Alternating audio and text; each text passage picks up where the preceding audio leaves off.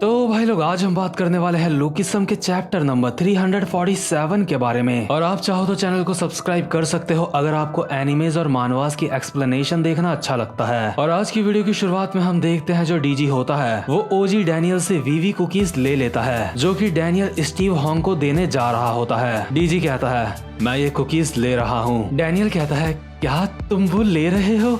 लेकिन तुम मेरी कुकीज क्यों ले रहे हो? Sophia style secret weapon. और डैनियल सोफिया की एक टेक्निक की हेल्प से डीजी से कुकीज छीनने की कोशिश करता है, लेकिन वो ऐसा नहीं कर पाता क्योंकि डीजी काफी ज्यादा फास्ट होता है। डैनियल अपने मन में कहता है, ये तेज है, ये मुझसे बहुत ज्यादा तेज है। इसके बाद डीजी अचानक से डैनियल की बॉडी के पीछे आता है और उसको पकड़ के उससे चिपकने लगता है। ये बिल्कुल ऐसा होता है जैसे डीजी डैनियल की बॉडी को महसूस करने की कोशिश कर रहा है। डीजी की हरकतें देख के जो डैनियल होता है अभी उसको अपनी इज्जत के ऊपर खतरा महसूस हो रहा होता है। डैनियल अपने मन में कहता है, आखिर इस इंसान की दिक्कत क्या है? डैनियल अपनी इज्जत बचाने की कोशिश करते हुए कहता है, हे आखिर तुम ये क्या कर रहे हो? तो तुम मुझे ऐसे महसूस क्यों कर रहे हो? तो तुम लोगों को इस तरह से नहीं छू सकते। मुझे इस बात से कोई भी फर्क नहीं पड़ता कि तुम एक सेलिब्रिटी हो या फिर नहीं। लेकिन यार जो डीजी होता है डैनियल को इस तरह से छू के वो मजे नहीं लेना चाहता था। और वैसे भी डीजी गे नहीं है, वो एक सख्त लौंडा है। डीजी कहता है, मैं सोच ही रहा था तू मुझे इतना जाना पहचाना क्यों लग रहा है। मुझे अभी अभी याद आया कि तू कौन है। तू डैनियल पार्क है ना? और यार ये भी एक बहुत ही ज्यादा हैरानी वाली बात होती है कि डीजी डैनियल को पहचान गया, क्योंकि डैनियल इतना ज्यादा बदल चुका है कि उसको कोई उसका करीबी ही पहली नजर में पहचान सकता है। बट वो डीजी जो डैनियल से कभी मिला भी नहीं है, मतलब मोटे वाले डैनियल से डीजी कभी भी नहीं मिला, उसके बावजूद भी डीजी डैनियल को पहचान जाता है। और जिस तरह से अभी मैं हैरान हूँ, डैनियल भी अभी उसी तरह से हैरान होता है। डैनियल अपने मन में सोच रहा होता है कि क्या ये मुझे जानता है? कि क्या ये मुझे देख के बता सकता है कि मैंने अपना वेट कम करा है? लेकिन आखिर डीजी मुझे मेरी इस वाली बॉडी में कैसे पहचान सकता है? मेरी ये वाली बॉडी तो पहले बहुत ज्यादा मोटी हुआ करती थी, और जब मैं इस बॉडी में मोटा हुआ करता था उस वक्त तो मैं एक बार भी डीजी से नहीं मिला। मैं डीजी से जब भी मिला हूँ मैं अपनी दूसरी वाली बॉडी में ही डीजी से मिला हूँ। आखिर ये बंदा है कौन? इसे मेरे बारे में इतना कुछ कैसे पता है? क्या सच में ये सिर्फ एक सेलिब्रिटी है? आखिर इसे मेरे बारे में और क्या क्या पता है? और अभी जो थोड़ी देर पहले डैनियल ने डीजी से वीवी कुकीज छीनने की कोशिश करी थी, उस वक्त डैनियल ने बोला था Sophia style secret weapon. DG कहता है, तूने कहा सोफिया स्टाइल सीक्रेट वेपन, क्या तेरा मतलब अलेक्जेंडर सोफिया से है? डैनियल कहता है, क्या आखिर तुम सोफिया को कैसे जानते हो? डीजी कहता है, अच्छा तो मैं समझ गया, तू उन लोगों के साथ मिलके काम कर रहा है। अगर ऐसी बात है तो जो लोग अभी थोड़ी देर पहले मेरा पीछा कर रहे थे, इसका मतलब वो लोग खैर छोड़ो। ये सुन के काफी ज्यादा सुकून मिला कि तुम उन लोगों के साथ मिलके काम कर रहे हो। ये लो, ये वीवी कुकीज तुम वापस ले लो। डैनियल अपने मन में बोल रहा होता है, क्या ये मुझे ये वापस कर रहा है? लेकिन क्यों? अगर ये इंसान चार्ल्स चोई के साथ काम करता है तो इसको तो मुझसे ये कुकीज ले लेनी चाहिए थी। डीजी ये कुकीज वापस करते हुए कहता है, तू चिंता मत कर, जिन लोगों के साथ मिलके तू काम कर रहा है मैं उनसे खुद जाके मिलूंगा। वैसे अब तो पहले से काफी ज्यादा अलग लग रहा है। ये देख के अच्छा लगा कि तेरा मिशन बिल्कुल सही चल रहा है। मुझे सच में तेरी मेहनत के लिए तुझे कुछ इनाम देना चाहिए, लेकिन इस वक्त मुझे लगता है कि मेरा पीछा किया जा रहा है। और हाँ, ये बात किसी को भी मत बताइयो कि तूने मुझे आज यहाँ पे देखा है। बदले में मैं तुझे अपना मोबाइल नंबर दूंगा, और जब कभी हम कॉल पे बात करेंगे तो मैं तुझे वो सीक्रेट बताऊंगा जो तू जानना चाहता है। और ये कहते हुए डीजी यहाँ से जाने लगता है। और डैनियल अपने मन में सोच रहा होता है, क्या ये डिटेक्टिव हॉन्ग से मिलना चाहता है और ये मुझे सीक्रेट बताएगा, वो सीक्रेट जो मैं जानना चाहता हूँ? डैनियल चिल्ला के कहता है, हे रुक जाओ, तुम इस तरह से नहीं जा सकते। आखिर तुम मेरे बारे में क्या जानते हो, मुझे बताओ। लेकिन डीजी अपनी कार पे बैठ के यहाँ से निकल लेता है। और डैनियल अपने मन में सोच रहा होता है,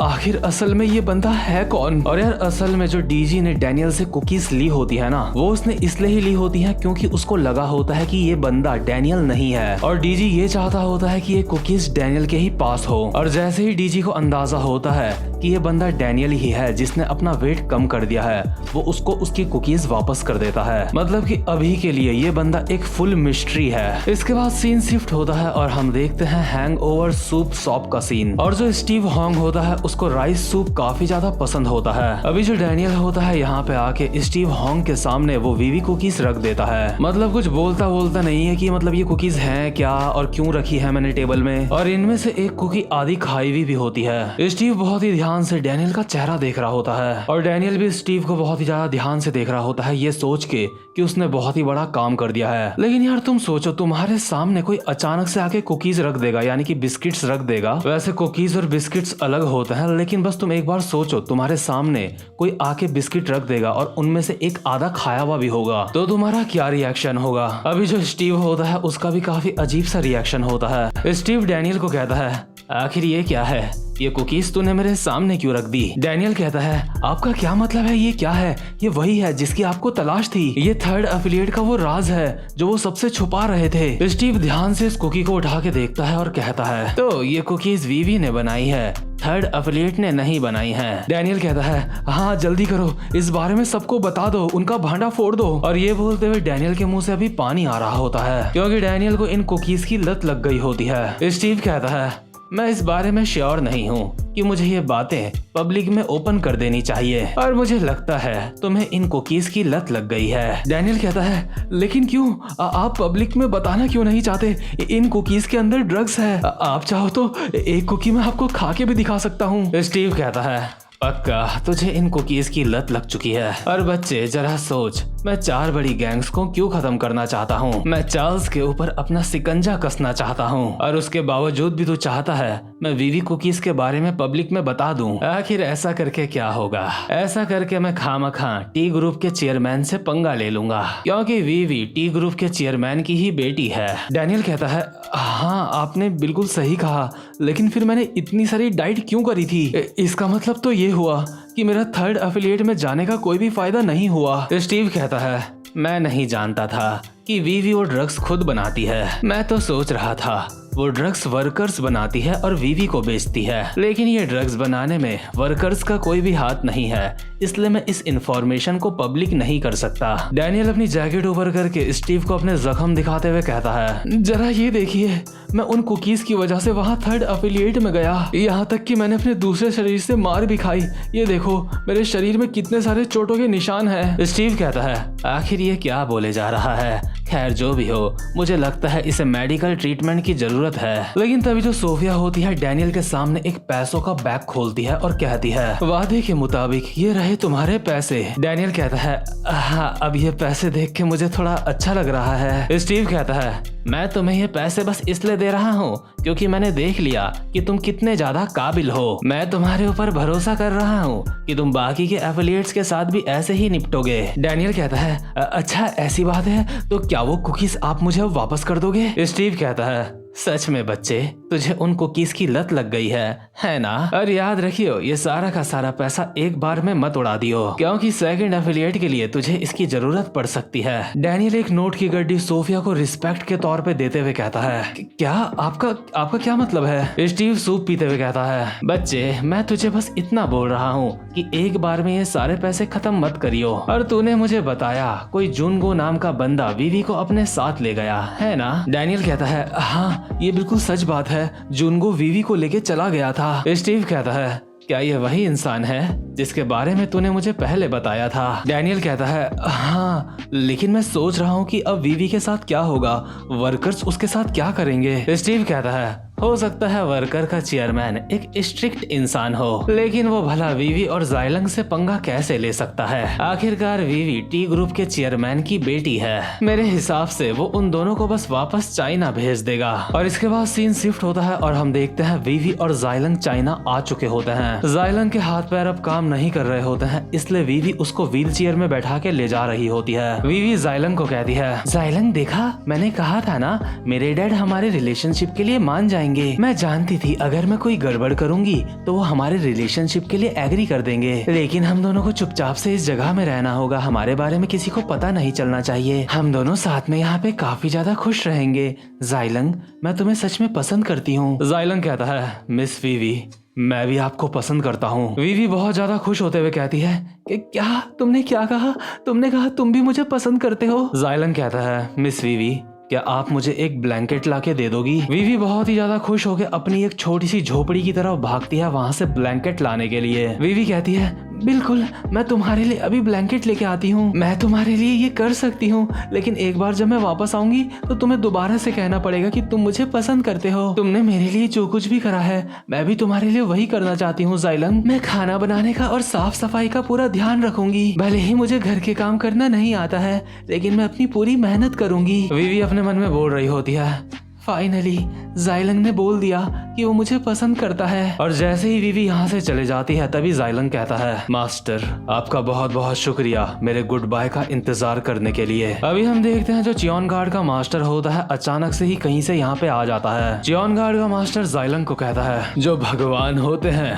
वो एक दूसरे के साथ रहते हैं। ज़ाइलंग, आखिर तूने ये सोच कैसे लिया कि तू हमारे भगवान की बेटी के साथ रह सकता है? अब हमें यहाँ से चलना होगा, ये हमारे चेयरमैन का ऑर्डर है। और चियोन गार्ड का मास्टर इस बैम्बू फॉरेस्ट से ज़ाइलंग को लेके चला जाता है और वीवी भागते हुए वापस आ रही होती है एक चद्दर अपने हाथ में लेके और बोल रही होती है ज़ाइलंग, अब मुझे पता है ब्लैंकेट्स किसे कहते हैं और मैं आज के बाद कभी भी ड्रग्स नहीं करूंगी, क्योंकि अगर तुम मेरे साथ रहोगे तो मुझे ड्रग्स करने की कोई जरूरत ही नहीं है। और देखो, मैं तुम्हारे लिए ब्लैंकेट भी लेके आ गई ताकि तुम मुझे दोबारा से कह सको कि तुम मुझे पसंद करते हो। ज़ाइलंग, आखिर तुम कहाँ हो? ज़ाइलंग, आखिर तुम कहाँ चले गए? और अभी हमें ज़ाइलंग की वॉइस ओवर आ रही होती है। ज़ाइलंग कहता है मिस वीवी, आप किसी चीज की चिंता मत करो, लेकिन मुझे नहीं लगता कि इस बार मैं वापस आ पाऊंगा। तो खैर ज़ाइलंग और वीवी एट लास्ट एक दूसरे से अलग हो जाते हैं। इसके बाद हम देखते हैं हानिल को, जो पहली बार ओजी डैनियल से मिलती है, यानी कि जब डैनियल पतला हो चुका है। हानिल डैनियल का चेहरा पकड़ के कहती है वो डैनियल,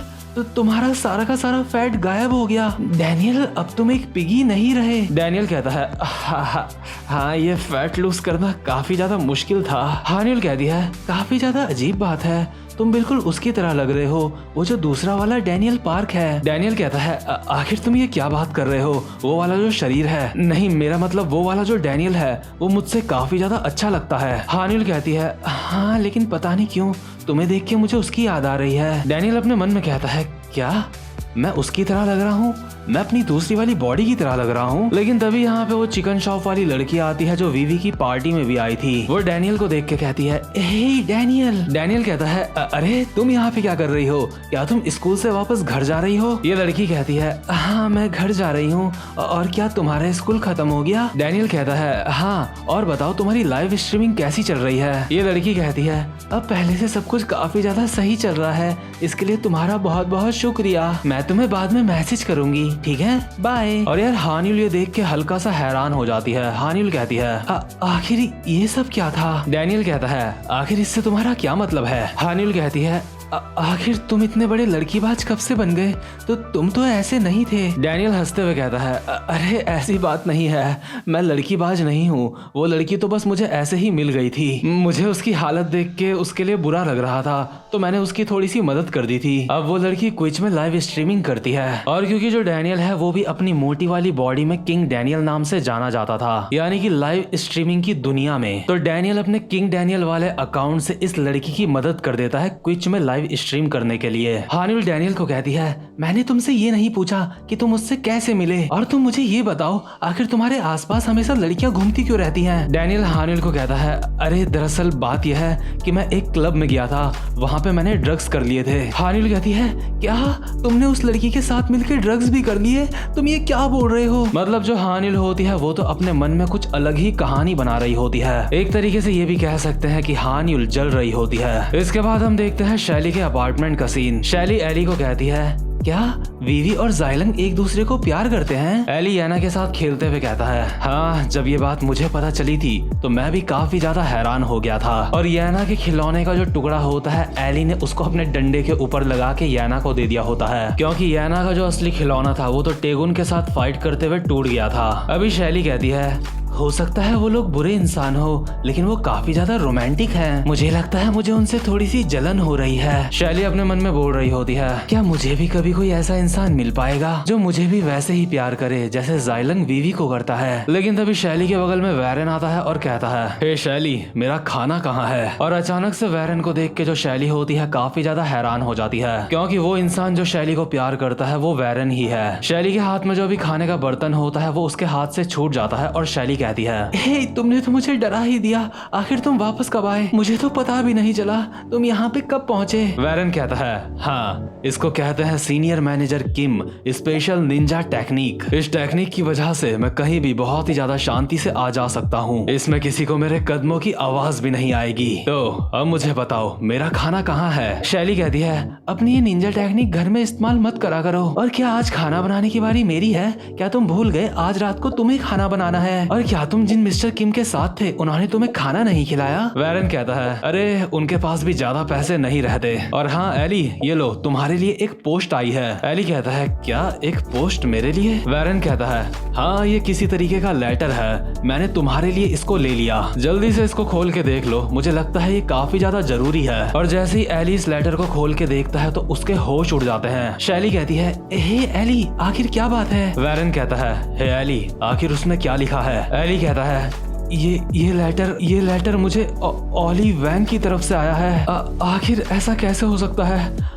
ओली मुझे लेटर कैसे भेज सकता है? और ओली वैंग का लेटर देख के ये तीनों के तीनों बहुत ज्यादा हैरान हो जाते हैं, क्योंकि यार ओली तो काफी पहले ही मर चुका है। तो भाई लोग, इस लेटर का क्या चक्कर है हमें आगे पता चलेगा। बट अभी के लिए ये वाला एपिसोड यहीं पे खत्म होता है। उम्मीद करता हूँ कि आपको आज की वीडियो भी अच्छी लगी हो। और अगर आप मेरे चैनल पे पहली बार आए हो तो चैनल को सब्सक्राइब और वीडियो को लाइक जरूर से कर लेना। अब मैं मिलूंगा आपसे अपनी नेक्स्ट वीडियो में, तब तक के लिए गुड बाय।